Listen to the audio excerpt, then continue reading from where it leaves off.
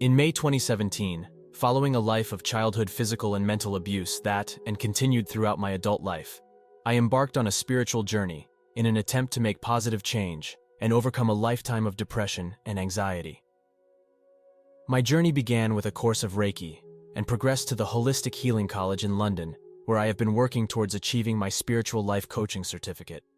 This journey saw me leave my husband and an emotionally abusive relationship, reconnect with my mother, and establish my own holistic healing business. In September 2017, I went on holiday with my mom and stepdad to Croatia on a Nielsen sporting holiday. Shortly after, in November, I sailed around St. Lucia with my parents. I was growing on a personal level and delving into all things spiritual. But the two things that I could not quite grasp was the letting go aspect of the universal makeup and trusting in my own power and abilities to manifest the life I desired. Despite the clear shift in the way I felt about myself, I still struggled with self-confidence and self-esteem issues. My life was changing for the better, and my symptoms of depression and anxiety were no longer present. I was also weaning myself off medication. In May 2018, shortly after my birthday, I received a call from my mother asking me if I would be able to attend a free week in Croatia from June 3rd on a Nielsen holiday. I was delighted, and after checking with my boss, I advised my mom I could attend. I set about organizing myself for the impending trip. The reason this holiday was free was because we made friends with the tennis coach in September of 2017. As the resort had seen some renovations, the staff were allowed to invite friends and family for free so as to test the refurbishments and provide feedback prior to the resort being fully open to the public in the following weeks. This was the first perfect and divine intervention in play. On June 5th, a mere 2 days into our trip, we were approached by the tennis coach, asking us if we would like another free week in Croatia, as there were more spaces the following week that he couldn't fill. As we were already there, he could just change our flights. I was thrilled but apprehensive as I wasn't sure if work would allow me to have more time off. My boss's response to my request simply stated, "Go for it, Joe. I will show you as working from home. Have a great time." This was the second perfect and divine intervention in play. The following Sunday, a lady named Linda arrived. I first noticed her on the tennis courts. She was wearing a full leg brace. Having injured my knee quite badly during a ski accident, I was inclined to ask why she wore her brace. It is important to mention at this point that I had taken up wakeboarding whilst on this holiday, which involved being out at sea with my feet strapped to a board being towed around the ocean at great speeds. I loved it. Linda advised that she had snapped her knee the previous year whilst wakeboarding. This was the third perfect and divine intervention in play. The universe knew that Linda had a knee brace caused by wakeboarding, and that it would keep me off the water as I already had a serious leg injury myself. On June 16, 2018, I was sat watching my stepdad play tennis in the final, and he won. I was booked in to do HIIT on the fitness deck at 11 a.m. At 10:55 a.m., I informed my mom that I would meet her for lunch as I was off to my exercise class. I recall running down the path to the fitness deck and laying out my mat and ready for the exercise class to begin. My stepdad decided to join me. Before we started, I gave him a hug and congratulated him on his win. Moments later, the music started, and we were off doing burpees for a timed period. The sun was burning down on us, and I remember feeling energized and content with my life. I felt lucky to be having such a wonderful experience at no cost whatsoever to me or my family. Suddenly, and without any warning, I became very aware of the most excruciating pain in the back of my head. It was a pain like nothing I had ever experienced before. As I dropped to the floor in agony, the whole world seemed to slow down around me, and I could no longer make sense of the noise. I somehow knew that I was dying, and I looked at the fitness instructor who was desperately trying to help me. I said, "This is it. I am dying." I recall vomiting on the floor and lying down on my back as if accepting my fate. All of a sudden, there was no more pain. The pain was replaced with utter euphoria, and I felt absolutely amazing. I was so relaxed and so content with life that I could have stayed there forever. I then became aware of my grandfather who passed in 2009. He was holding my head in his hands and he said to me, "Joe, you are going to be fine. Trust me. This has to happen now. You are going to be fine." He didn't speak these words. Rather, I felt the words being passed from him to me through his hands, which cushioned my head. Also present was my great-grandma, who hovered over my body with the palm of her hand pushing towards me. Somehow, she was signifying that it wasn't my time, and I was to stay. "Stay, child," was her message. In addition, my great-granddad was also present, but I sensed that was more for my granddad than for me. I felt so at peace, so very loved, safe and protected. It is very difficult to put into words the feelings I had. It was complete and utter bliss, and there was nothing but love around me. I was floating and I could feel everything and everyone around me. Suddenly, I became aware of my physical body again, but I couldn't feel any pain. I could see everything and everyone around me almost like I was watching a movie of what was happening to me. I felt ever so tired and peaceful. I opened my eyes and the first thing I saw was my stepdad's head silhouetted by the clock on the wall that read 4:10 p.m. I suddenly thought to myself, I must have passed out from that headache because it was 10:55 a.m. the last time I looked at a clock. It was Sunday the 17th of July, 2018, and over a day since my arrival in hospital. The following is what I was told by my doctor and by my parents.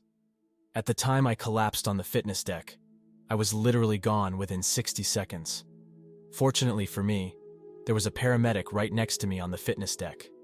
The paramedic shouldn't have been there on the actual holiday, but had filled in for her friend at the last minute. Less than 2 meters away from me was a defibrillator. Walking by the fitness deck was a doctor from the United Kingdom. The ambulance station was right next to resort and there was an ambulance on site in under 4 minutes. Between these people and the medical professionals, I was given CPR and plugged up to the defibrillator, which restarted my heart, and I was never deprived of oxygen. The doctor thought that I may have a bleed on the brain due to my symptoms, so when I arrived at the first hospital I was taken straight down for a scan that confirmed this. I was then driven 3 hours across country where I met my surgeon who happened to be holidaying on one of the islands. I was flown in to perform my surgery, which he did without my mother's consent as he couldn't get hold of her. This quick action saved my life. The surgeon fed 3 coils through the main artery of my leg, behind my heart and into my head, plugging the bleed. I was fixed, but my battle was not yet over. My mother was informed that the next 72 HRS were critical.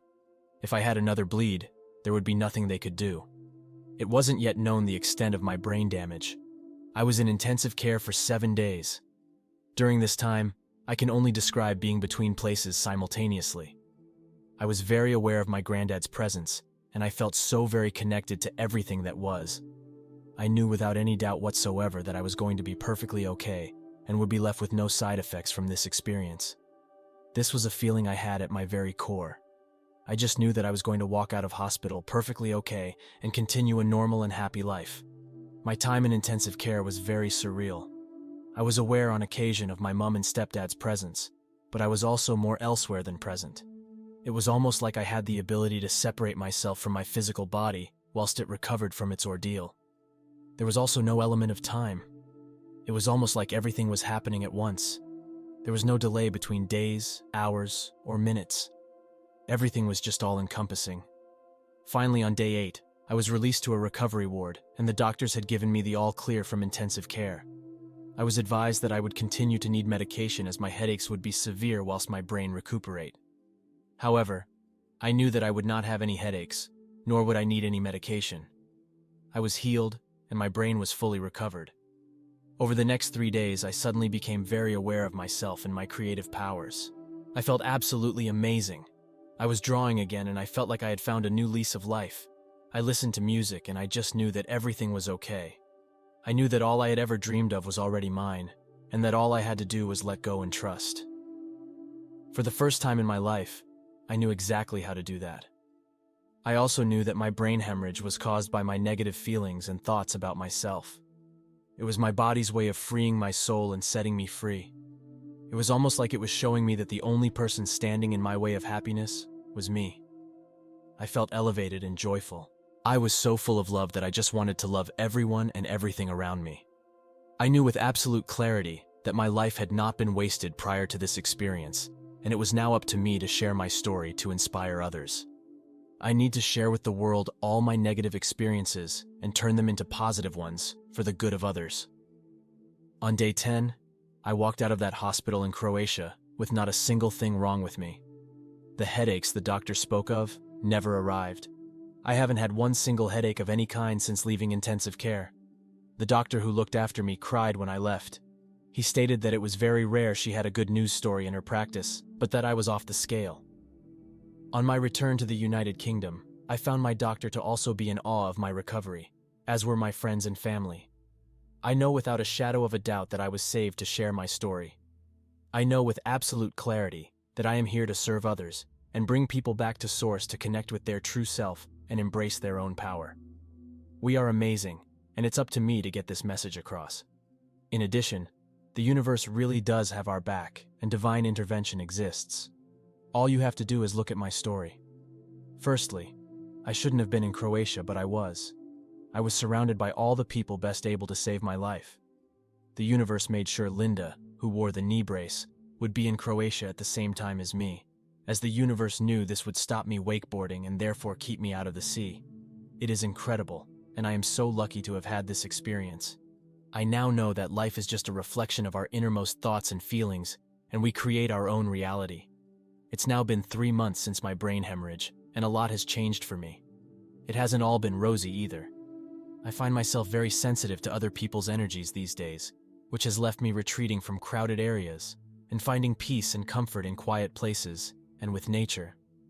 I am also less tolerant of people who live purely for the gain of material things. I feel they are missing out on so much of what life is actually about. In addition, I am also super connected to Mother Earth and find myself wanting to help heal the planet as well as the human beings upon it. In addition, I felt inclined to change the name of my holistic business, and I have made a start on my book. I know with certainty that the future for me is very bright, and that everything I need is on its way to me.